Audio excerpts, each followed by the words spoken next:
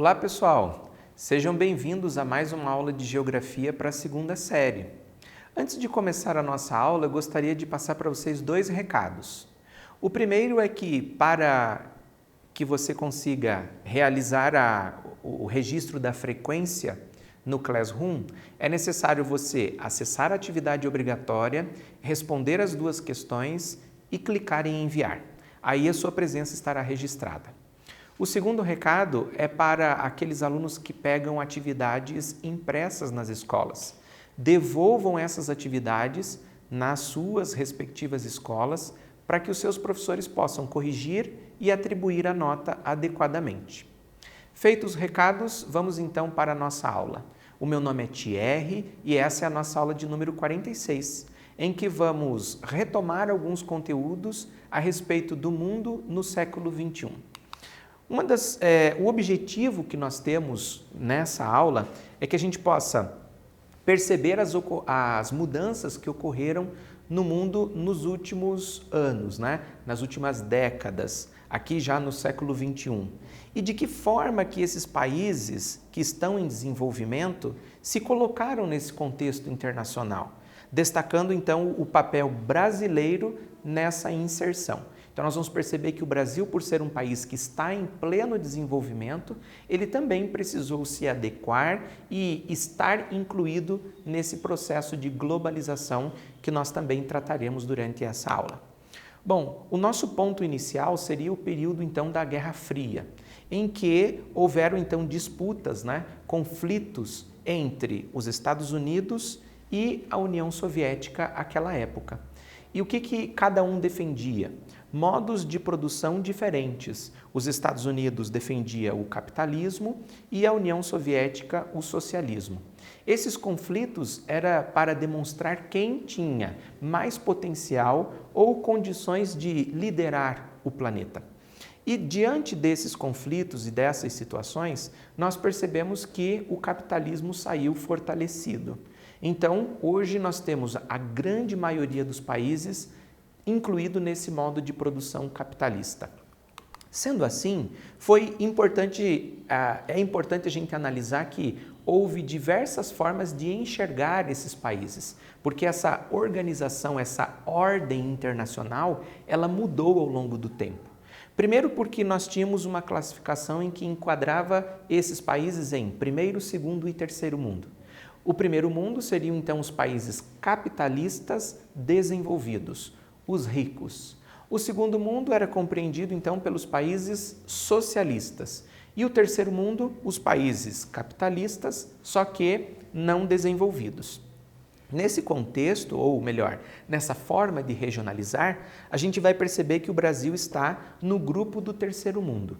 E essa classificação ela acabou caindo em desuso por diversos motivos. O primeiro é que colocar o Brasil e um país da África, por exemplo, a Etiópia, no mesmo grupo é desigual, não apresentam características muito parecidas. Então não podemos regionalizar dessa forma.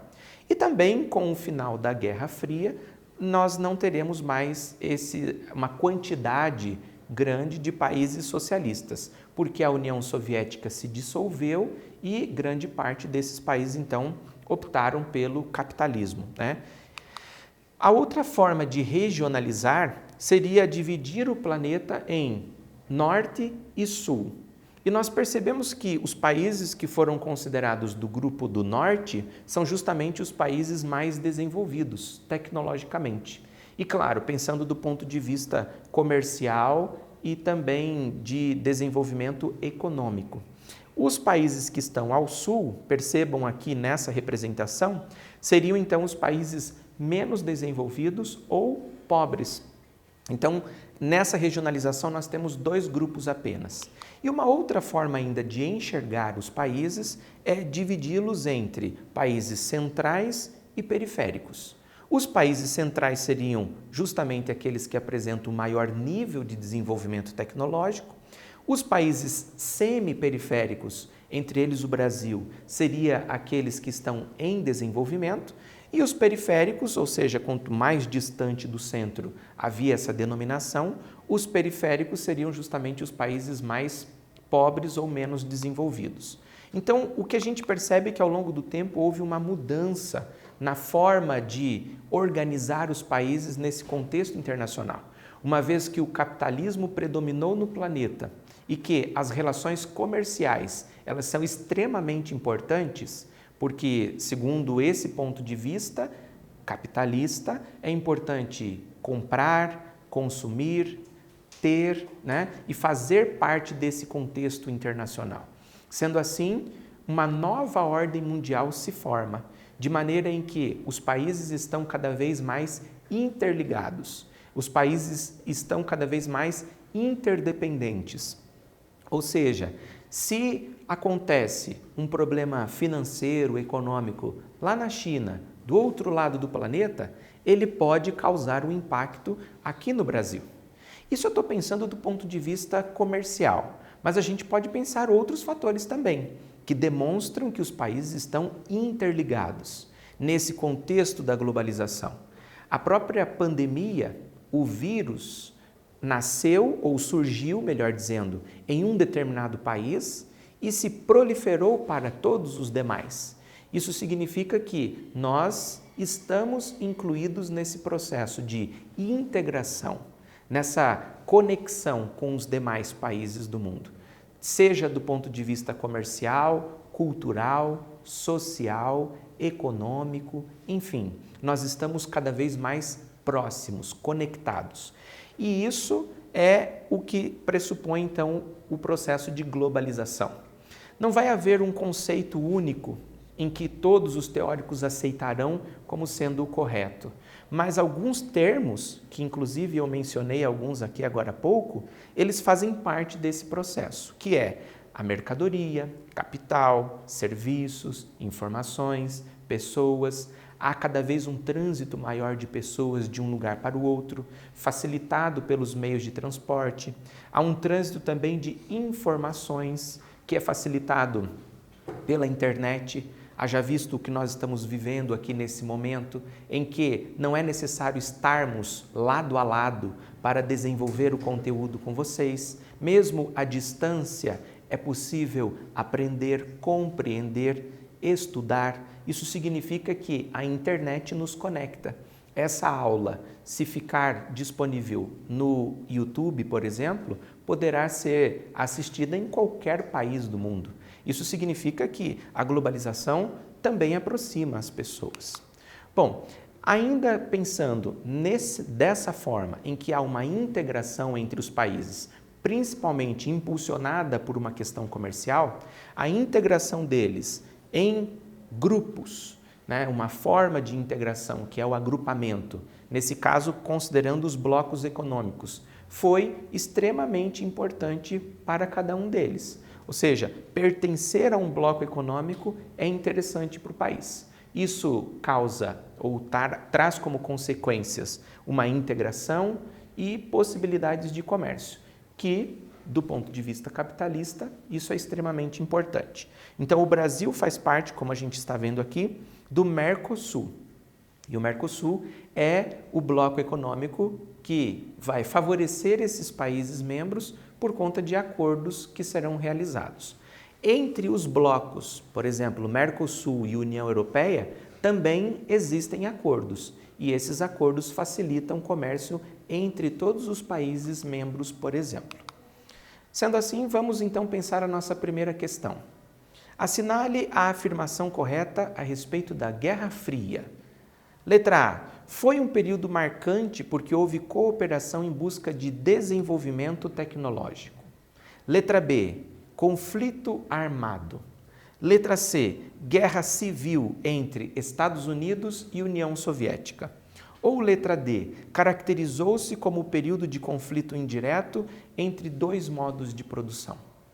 Pare, pense um pouquinho e marque a alternativa correta.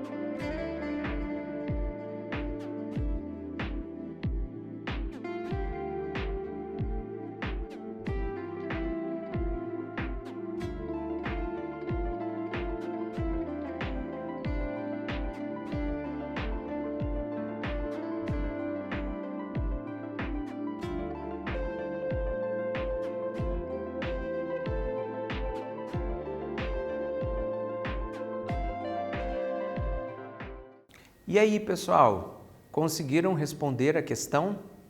Para responder é importante vocês lerem com atenção as alternativas. Vejam como elas foram colocadas. Você precisa assinalar a alternativa que apresenta uma afirmação correta a respeito da Guerra Fria. Letra A. Foi um período marcante, porque houve cooperação em busca de desenvolvimento tecnológico. Veja, houve uma disputa, né? Por isso que foi chamado guerra. Tudo bem que não foi uma guerra armada, como diz a letra B, que a gente já acaba tirando como sendo uma afirmação também errada. Mas houve uma disputa, e essa disputa era justamente para perceber qual dos modos de produção era o mais eficiente ou até mesmo o melhor. Nesse caso, dizer que houve uma cooperação está equivocado. A letra B, já sabemos que está errado. Pense sempre na própria expressão, né? Guerra Fria.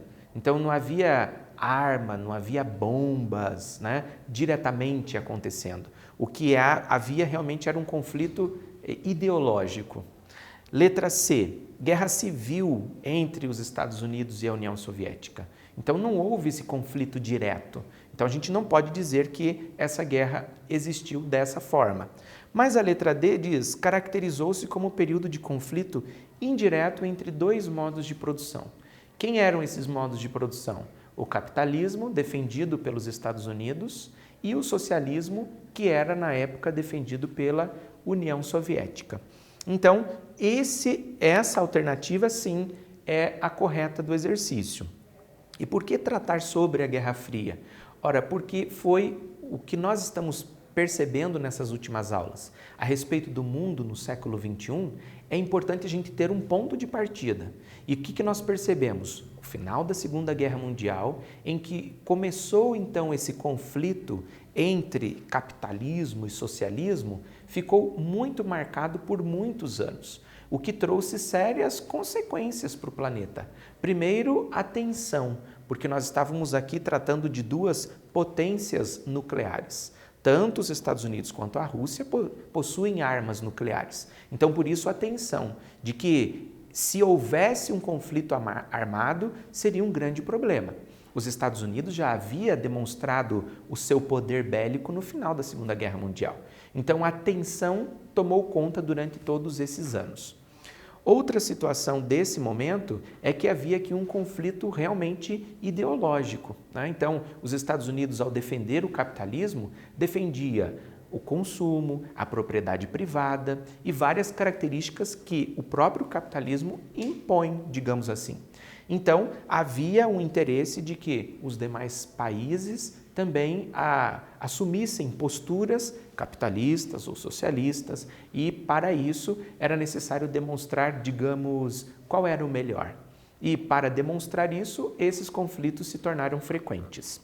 Bom, mas ao finalizar a Guerra Fria, nós tivemos, então, um momento em que há uma nova ordem mundial, em que os países se organizam de maneiras diferentes a partir desse instante, porque a conexão entre eles se tornou diferente. As possibilidades de comércio fizeram com que os países se aproximassem, não fisicamente, mas por conta desses laços comerciais, fizeram com que pessoas, informações, culturas e produtos pudessem estar em diferentes países, por conta dessa ordem mundial, em que o comércio fez com que se aproximassem. Sendo assim, foi muito importante que os países, dentro desse contexto em que o comércio vai existir entre eles, pudessem se organizar também em blocos ou acordos, né, que fossem realizados de modo a cooperar entre os países membros. E o Brasil, né, que o nosso objetivo é destacar aqui o nosso país, também faz parte de diversos acordos internacionais. Um dos exemplos é o Bloco Econômico Mercosul, em que Brasil, Paraguai, Argentina e a Venezuela fazem então parte desse bloco que possuem características ou interesses comuns. A livre circulação de pessoas também é algo marcado entre esses países membros. E o objetivo, é claro, é estabelecer um vínculo maior entre eles.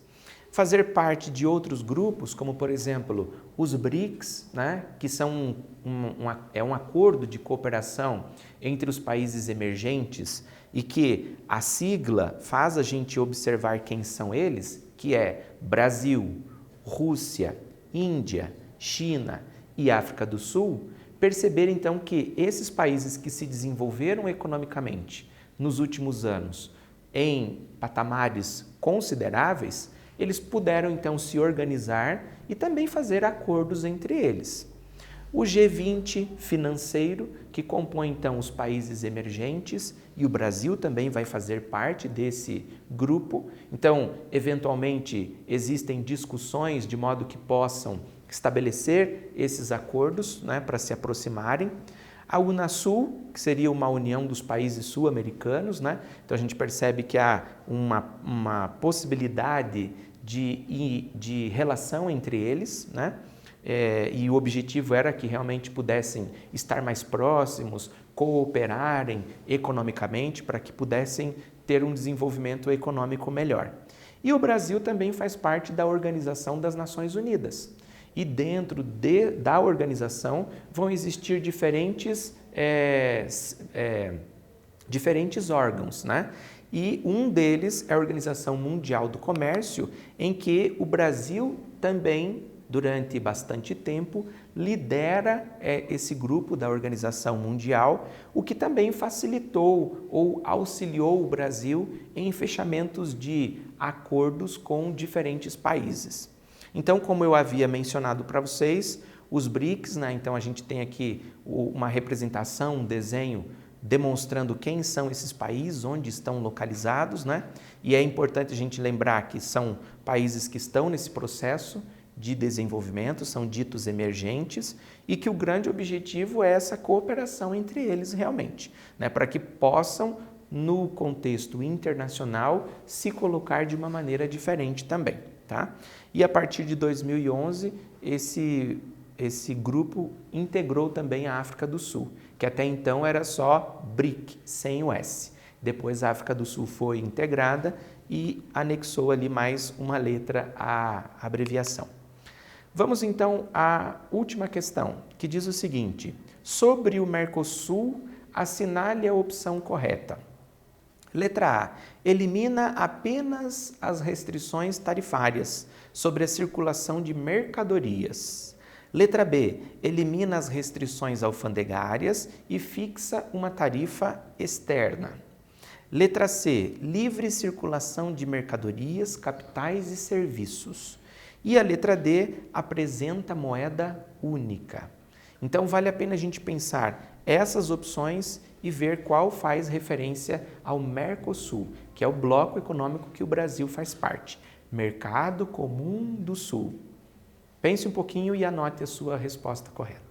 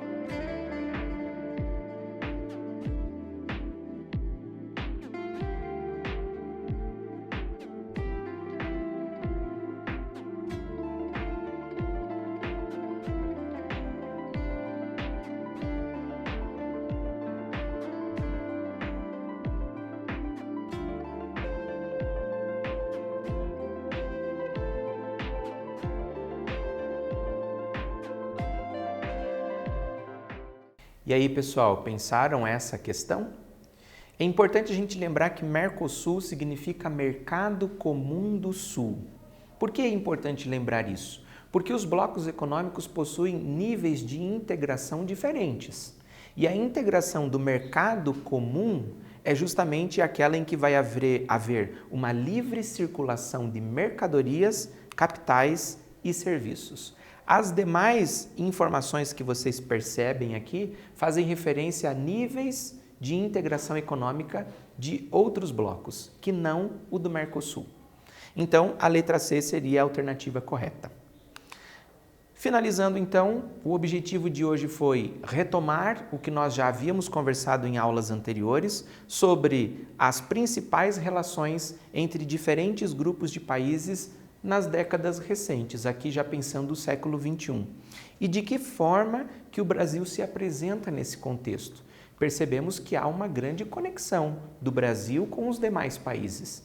E percebemos também que o predomínio do capitalismo foi o que favoreceu essa integração entre os países do planeta. Muito bem, eu agradeço a participação de cada um de vocês e até a nossa próxima aula.